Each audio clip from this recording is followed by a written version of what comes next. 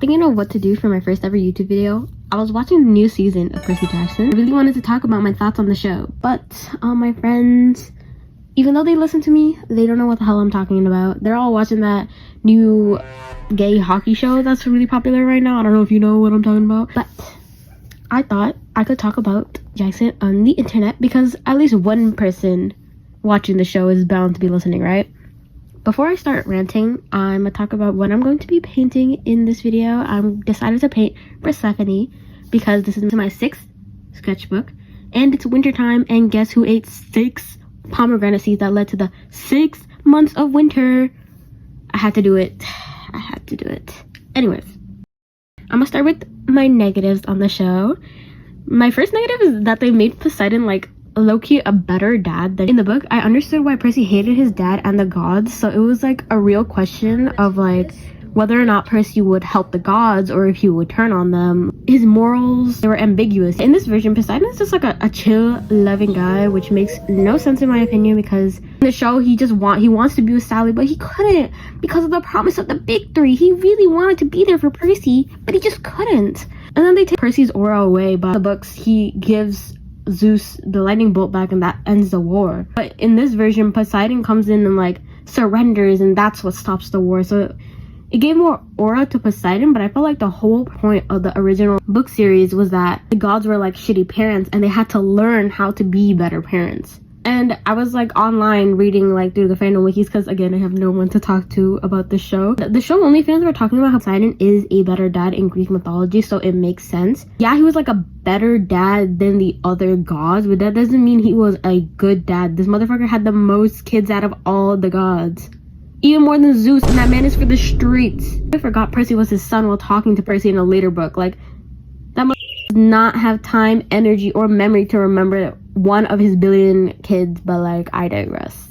My second issue with this show is how almost every single line spoken in this show is just for exposition. There isn't any time for like developing the characters. They're not letting any of the characters have individual interests, and I feel like it's probably because they're pressed for time because it is like a live action show. It feels like they're just cutting corners. Like, I don't know anything about these characters other than that they're demigods. Like, Percy's the most developed, but he's still pretty underdeveloped despite being the main character of the show. I'm gonna mostly focus on Annabeth here because they took away her personality.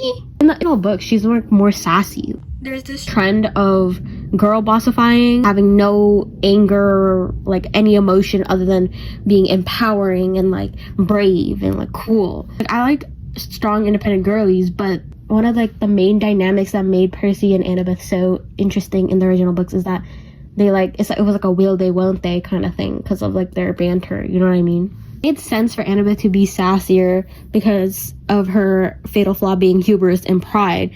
It made sense for her to throw a little jabs at Percy's clueless ass, for being a little bit slow to understand situations. Which, speaking of character changes, Percy is like really knowledgeable of monsters in this version, which I know he played Mythomagic, but like there's only so much he can remember. He doesn't think before he acts, he just does.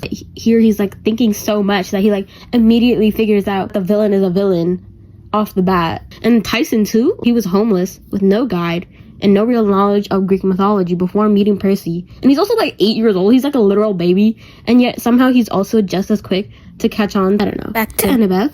They took away her love for architecture, which is like really important later in the series because, spoiler alert, she was the one who rebuilt the cabins and Olympus after the Titan War. And she literally majors in it in college. Like, what are they gonna do later on in the series? If they continue the series, of course. Maybe they're not gonna continue the series and that's why they took this out, but like, what are they gonna do? Are they just gonna take all that out? You're telling me they couldn't? I don't put like a throwaway line of Annabeth being like, only a magnificent building like this can be worthy of a temple of Athena, because they changed it to being like a temple of Athena instead of just something Annabeth wanted to see. Like, was it that hard? My third issue with the show is the editing. I don't know much about the technical aspects of show, so I'm not gonna get too into this. The editing, although it's like way better than season 1 with like those random hard cuts like to just like a black screen, like that was terrible. The new season is better, but it's not great. I mostly have an issue with like the coloring. Why is the show so damn dark? This is a problem with most modern shows. For some reason, can't see anything. I was watching this on my iPad at full brightness and I still couldn't tell what was what. Like I didn't know what I was looking at. there's also just like no colors in these new shows. This is supposed to be a fantasy type show, and it looks so bland. Tell me that I couldn't slap a filter on it like some Rio de Janeiro on that thing. For God's sake, please, like, just add some color back into cinema, guys. Now I'm gonna switch to the positives because I don't want to get too negative. I do love the fact that they got rid of the romantic vibe between Annabeth and Luke. I've always felt like a betrayal of strong familial bonds is way worse than betrayal from a romantic interest. Honestly, wouldn't have changed that much if they just had Annabeth still like Luke. Forcing the sibling bond idea makes no room for that, spoiler alert, ass confession he gives to Annabeth towards the end of the war. Like, hello? Brother, you've known this girl since she was 8 and you were like 14. And you consistently told people, oh yeah, she's like a little sister to me.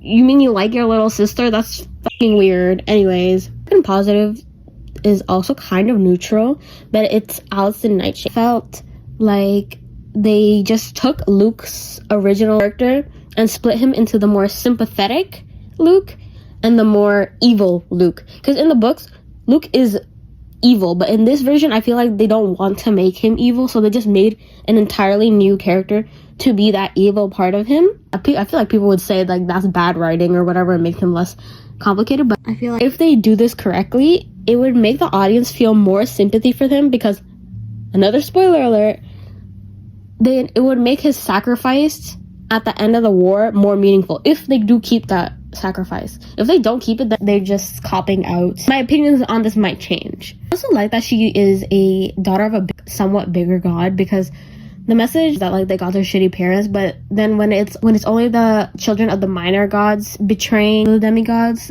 I feel like it makes it seem just a minor god problem, and the major gods are still pretty good parents, but they're not good parents. That's the whole point of the book. All of the gods are shitty parents, and they all need to change. That's all for now. Let me know in the comments if I misremembered anything from the books, because it has been a minute since I read them. And this is my final piece. Thank you for listening to my TED Talk. Bye bye.